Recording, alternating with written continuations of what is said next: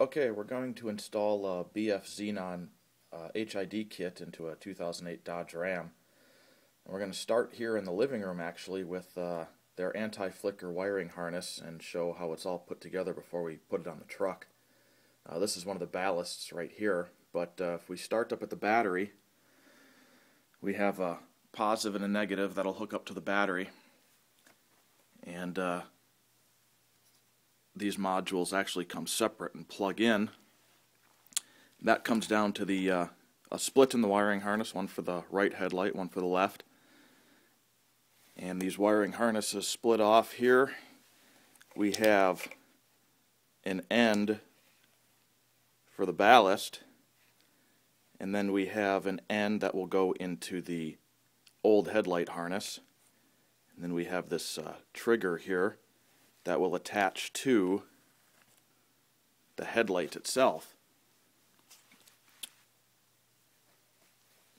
The trigger matches up with the headlight, and then coming out of the ballast we have our high voltage wires that pair up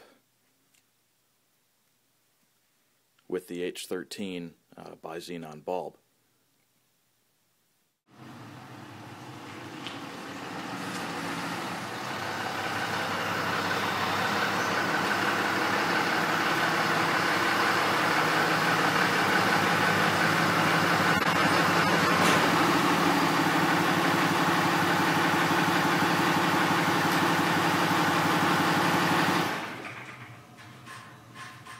Okay, we've got the truck in the garage. Next thing we have to do is pull each one of the headlights. And that's just 2 bolts here on the front, and a third one hidden in the wheel well underneath that rubber plug right there. I'm pretty sure you need an extension to get up to it and make sure you don't drop it. I like to put a little bit of grease on the socket and help the bolt stick to it. So we'll get that stuff pulled out, and since I'm doing this by myself, we'll be right back. There we go. As you can see, just a little bit of grease on there, and that nut isn't going to want to come out, and you aren't going to lose it somewhere down in the truck. Now mine doesn't just want to slide right out. I ended up using a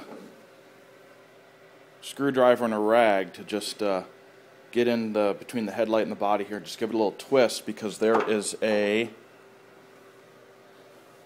plastic little socket and a ball on the back of the headlamp that help keeps it secure, so it's not just going to want to slide right out. The bulb is just a quarter twist and it pulls out, and we need to free up this mounting assembly here, so you can use a small screwdriver. You can pull this locking tab here, pull that down, and then the black housing here will pull away from the gray one. I needed to stick the tip of a screwdriver in here, just give it a little twist on each side, and that'll pop right off. And we'll end up using this end here for our signal for the new headlights. To make the wiring a little easier to get at, I removed my S&B cold air intake, which is on mine a nut here, which is 10 millimeter, just like the headlights. And I actually removed the filter element from the rest of the intake tube. I can just pull it right out. So now I have plenty of room to help get at the wires. So what we're going to do now is take the wiring harness from the living room floor yesterday and get that all laid out and hooked up. Okay, we've got our wiring harness laid out roughly with our battery connections back here.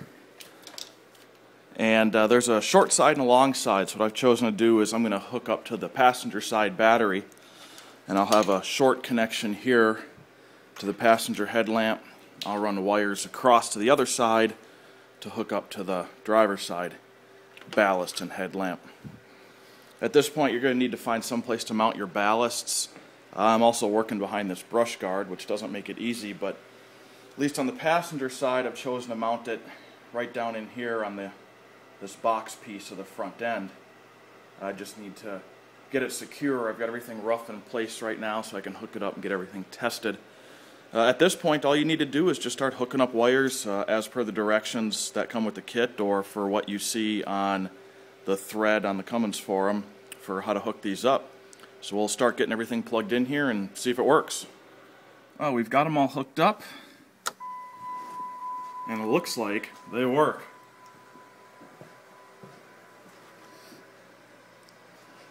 Now I left everything loose and undone so I can seal it up, and it's good I did because they didn't work at first. So I called Nick at BF Xenon, and these plugs right here that go into the ballast, they only appear to go one way. There's a nice little tab on that side, and there's actually a large block on the other side. They go over that large block, and there's a little positive on the ballast. That'll be the white wire. I actually had mine plugged in backwards. So thank you, Nick. Now it's time to button everything up and see how it looks. Okay, we've got everything put back together. The headlight assembly with the bolts on the front and the one nut through the wheel well. Again, a little dab of grease on the socket will keep it from slipping off as you get it in there. We've zip tied our wires coming across the radiator. Got our air box back in, and everything's secured down, and here we are hooked up to the positive on the right battery, and then on the 08 on mine there's actually a ground strap there to the body, so you can ground it there instead of having to ground it to the battery. And those wires are all zip tied up. Here's our relays from the living room floor. Everything's cable tied up and out of the way here. And that's it. It's a pretty simple installation. All told, that took me about 2 hours, but that was a little bit of monkeying around, and I had to film this as well. Running the wires and getting everything routed is probably the biggest headache. You just really need to lay it out and go for it and start plugging stuff in. There's no reason you can't knock this out in less than an hour. And you're done. You've got HID headlights. I'm going to do the fogs now, but the installation's actually simpler than this. Hook up the ballasts, hook up the wires and bulbs, and that's it. So I'm going to put the truck up and finish the fogs, and we'll get a little shot of everything all put together glowing for you.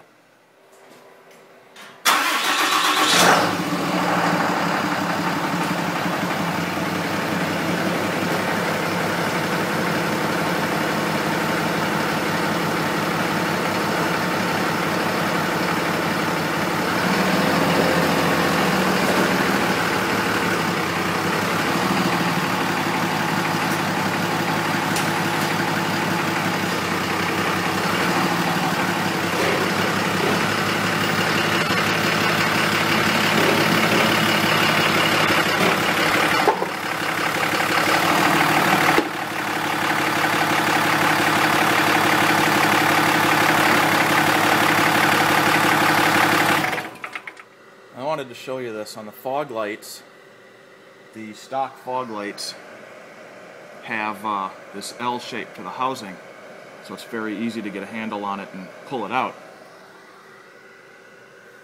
The aftermarket lights don't. It's just a straight piece, and it's really kind of hard to twist in there. So if you can get it started, you can actually fit a 1/2-inch wrench on that, and just that'll help you turn it, get a hand on it to turn it, and they just pop right in that way.